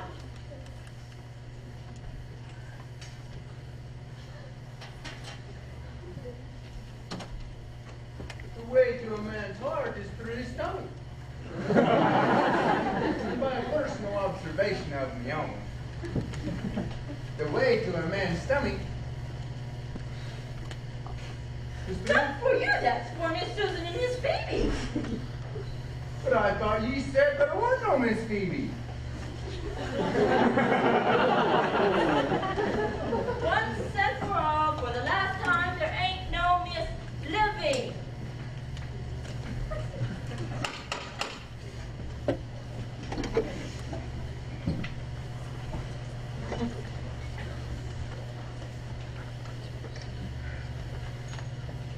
I am just going to cross, Susan, to inquire how Miss Libby does now. She is still very poorly, Mary. Dear, I conceive it to be a nervous disorder. Flutterings and tremblings and spasm. Yes, indeed. May I go in to see her? I fear not. She requires complete rest. Lie quite still, Lady Madame, quite still. I'll get this living breakfast now. This is a little heirloom, of which I hope Miss Libby will be so obliging as to partake. Susan, he ought not. I shall take it to her while it is still warm. This is for Miss Libby.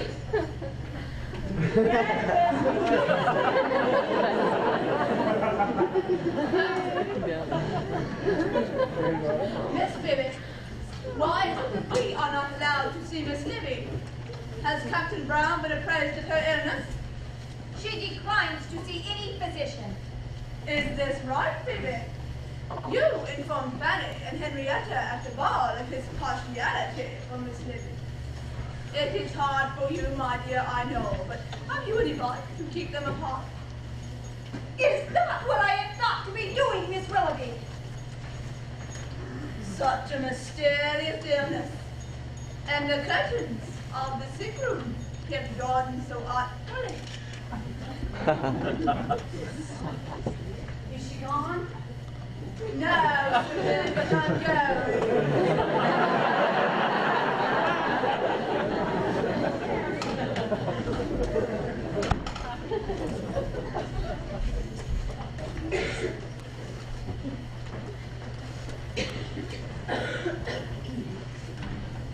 I am well aware that this is wrong of me, but Mary Arrowroot is so delicious. Those ladies' fingers and petticoat tails the officers brought to Libby. I hate them also.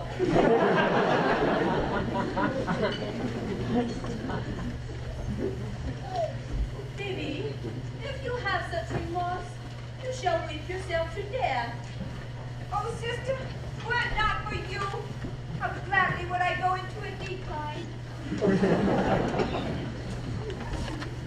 What is to be done about her? We cannot have her supposed to be here forever. We had to say she was ill to keep her from sight.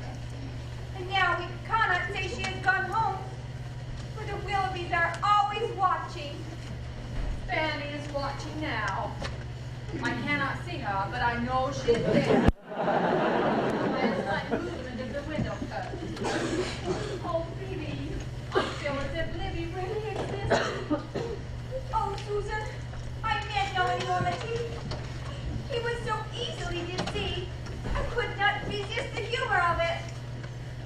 And I had not been humorous for such a long time.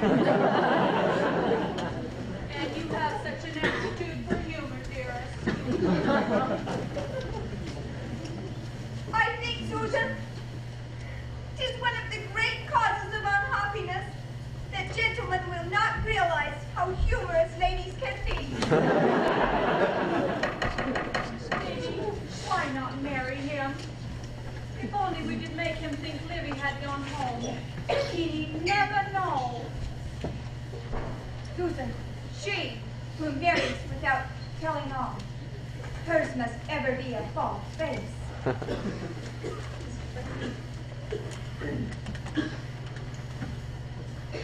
Mr. Brown.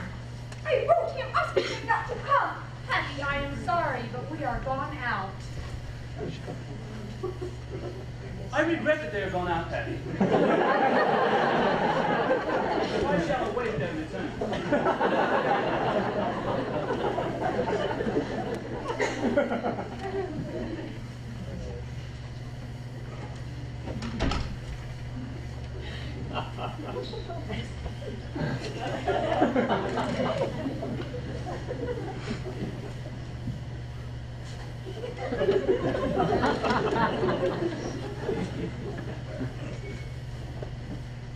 It is not my wish to detain you, Patty.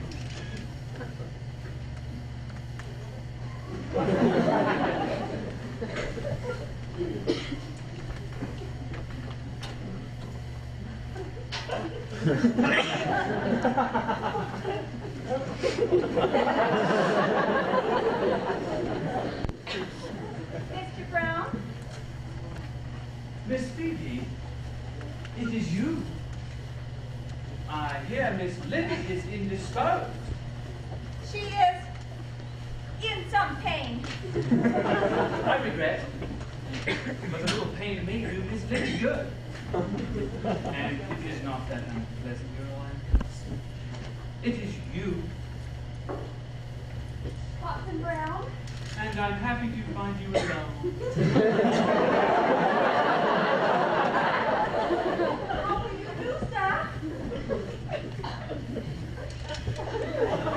Sir, you know very well that Susan is here. I beg your pardon. I heard Miss Susan say she was going out.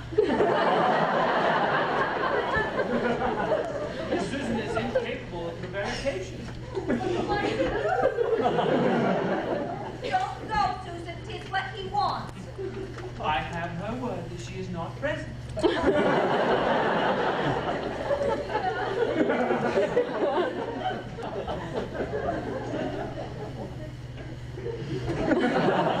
My faith in Miss Susan is absolute. A very fine day, sir, with the harvest being brought in. She suffers from tremblings and spasms, and everyone is very kind. Susan eats them all.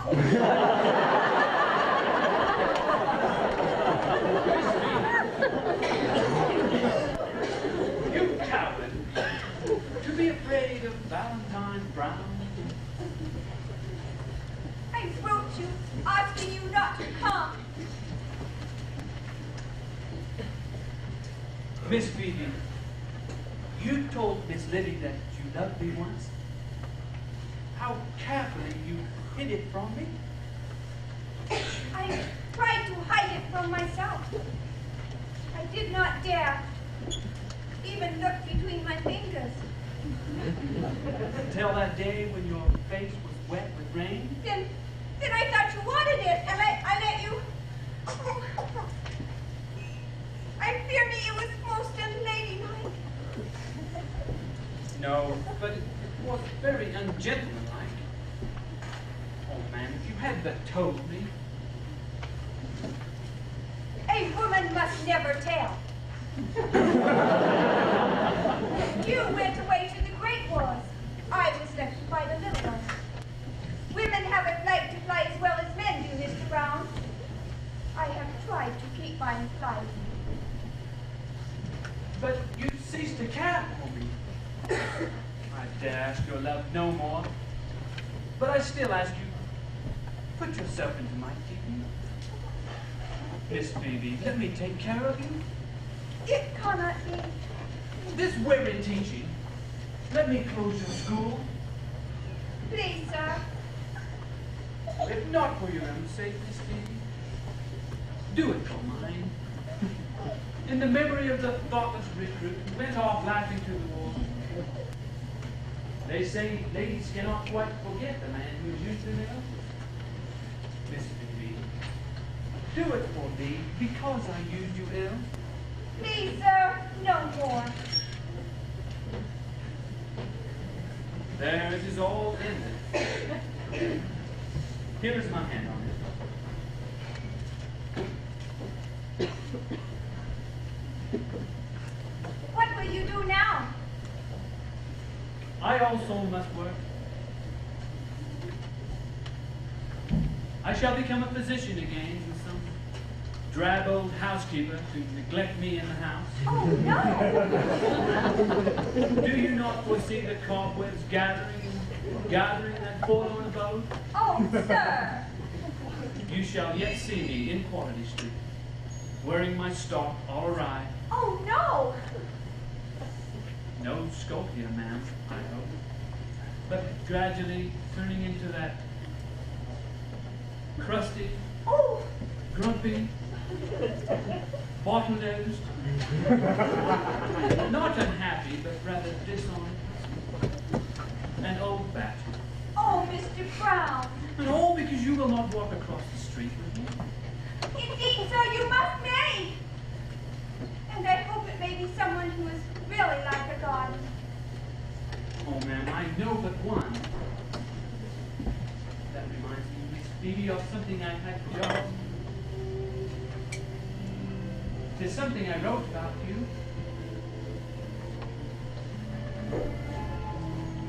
Read it. There's a portrait right there.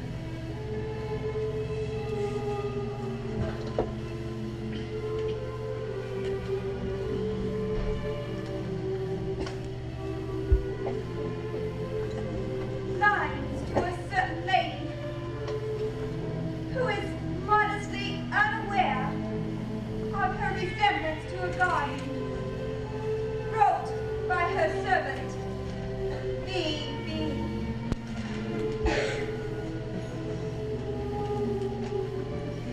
There is more of it. The lilies are pretty soft. Her shoulders are the maid. Her smiles are often forget-me-nots. The cause her gracious way.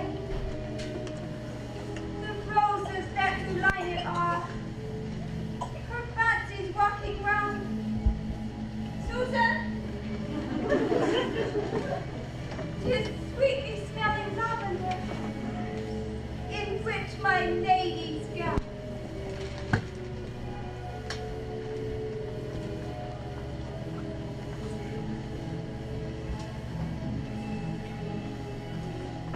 Miss Phoebe, when did you cease to care for me? You promised not to ask. I know not why you should, but I believe you love me still. You are talking so loudly. Miss Susan, does she still care for me? How could she help it? Then, Miss Phoebe, you shall marry me. So I have to carry you in my arms to the church. That doesn't, Phoebe. You shall marry him to avoid the scandal.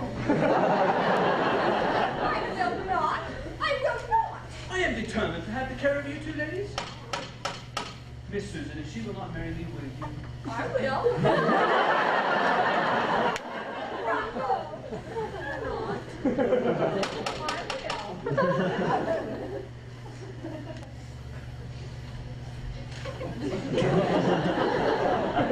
Why, Miss Fanny, Miss Willoughby ain't been to sis for 5 minutes. Where is she? Mary has already popped in today. She has popped in several times this morning. How is Miss Willoughby, Fanny? Mary is so partial to you, Susan. Your servant, Miss Henrietta, Miss Fanny. How do you do, sir? And how do you find Miss Lily, sir? I have not seen her. Not even you? You seem surprised. Nay, sir. You must not say so. But really, Miss Phoebe, Fanny, you presume. If one of you ladies would deign to enlighten me, to begin with, what is Miss Livy's malady? he does not know. Oh, Phoebe.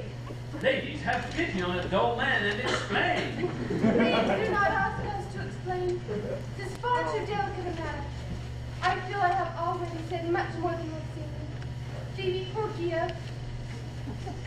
I fear, sir, there is a plea that I keep Livy in confinement because of your passion for her. My passion for Miss Livy? Why, ma'am, I cannot abide her, nor she me. Furthermore, I am proud to tell you, this is the lady whom I adore. Phoebe? Yes, ma'am.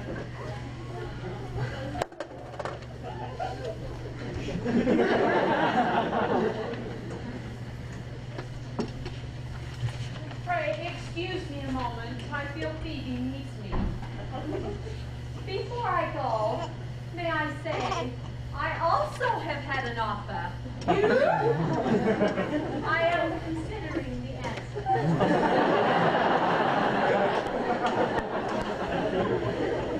Miss Susan, an offer, sir? Phoebe, the lady you adore? Sir, my felicitations. I'm so happy 'tis Miss Phoebe. I thank you. But can you tell me, is there some mystery about Miss Livy? So much so, sir, that at one time we thought Miss Livy and Miss Livy to be the same person. How ridiculous.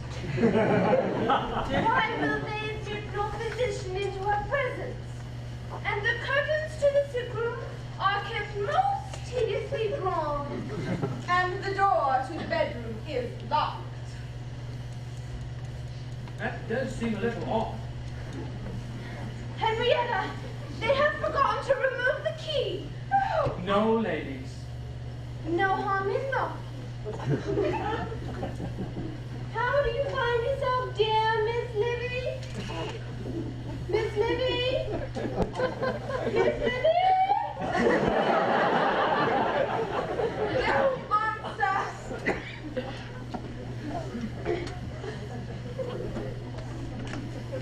I think, ladies, as a physician,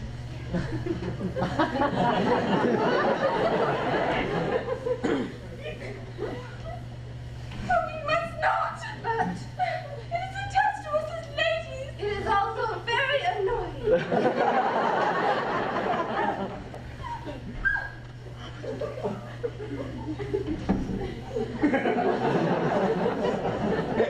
Is she very pretty, sir? This case puzzles you? it does a little. Do you reply fever, sir? I would not like to say so. Yet.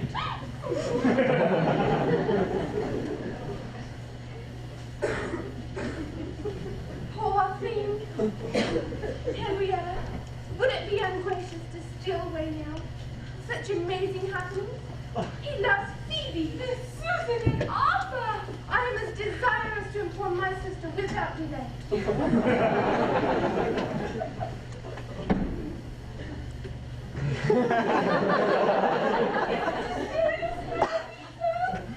I think not.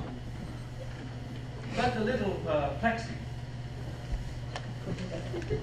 With the permission of Miss Susan and Miss Phoebe, I shall make myself more acquainted with her disorder presently.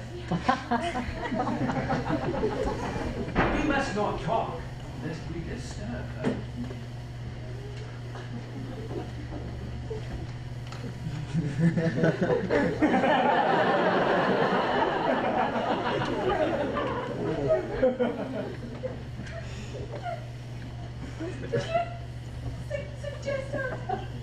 You pardon, sir?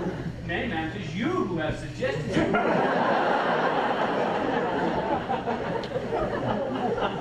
Being funny. Yes, Henrietta. Ladies, you're most obedient.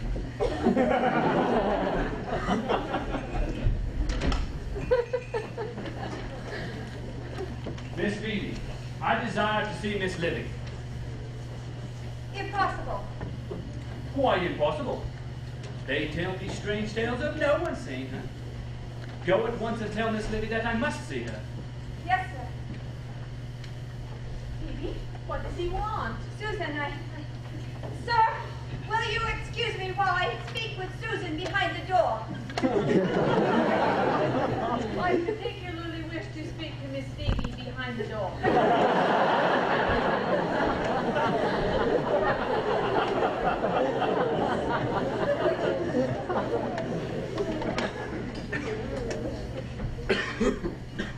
Well, how do you do, sir? It's always a pleasure to see you, sir. At ease, Sergeant. Patty, why is this trick being played on me? On you too, sir? At ease, Sergeant.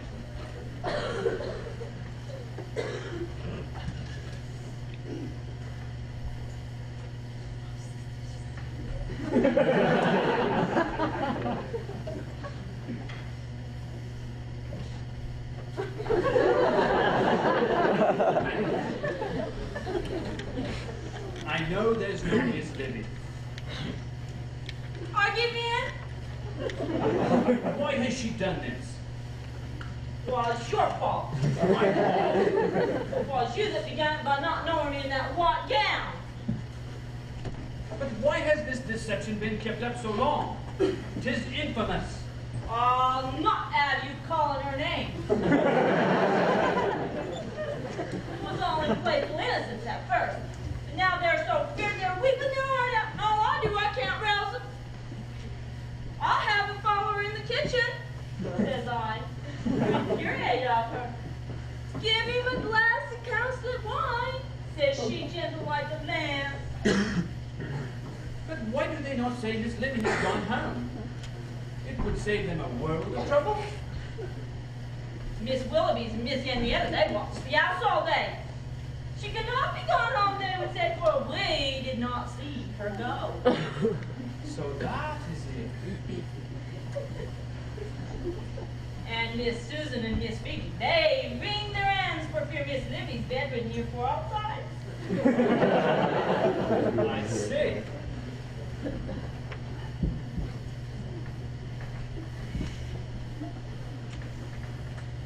Miss Livy has greatly recovered and has consented to join us. Your servant, Miss Livy. How do you do, sir? Pale, decidedly pulled down. I beg your pardon.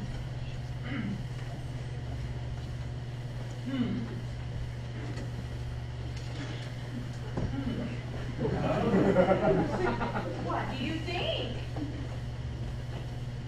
She will recover. Might I say, Miss Susan, it somewhat surprises me that anyone should see much resemblance between Miss Livy and her Aunt Phoebe. Miss Phoebe is decidedly shorter and more fixed. I am not. I said Miss Phoebe. But say, is not Miss Phoebe to join us? She wishes to be excused, sir. She is taking the opportunity of airing the room. Very wise. Captain Brown will excuse you, Phoebe. Yes, indeed. Continue to add the room.